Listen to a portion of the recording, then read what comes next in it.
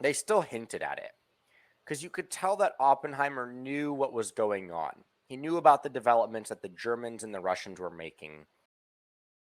Even though he wasn't allowed on the project, he pretty much knew exactly what the project was and what was going on. And Right. so it was only a matter of time before the general came to him with his whole proposition. And so it's like they slowly integrated him. But I think the first part of the movie was as emphasizing the fact, and that helped way more at the towards the end of the movie with the third hour, emphasizing why there was so much difficulty getting him on that project, and like also emphasizing how serious the accusations were and how questionable he really was at the end. Even though, yeah, he was loyal to the United States and he wasn't intending to do it, as someone who's working on one of the most destructive weapon to date, like he needed to be a lot more careful about who he was interacting with and the actions he took. Yeah.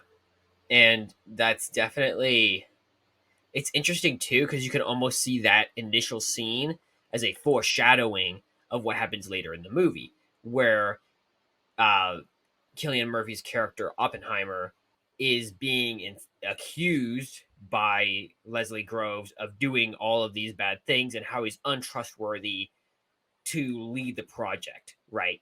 But that's done because he's still considering him just because he's such a genius, and so in some ways, his genius combined with what he does later in the project proves his worth and his value.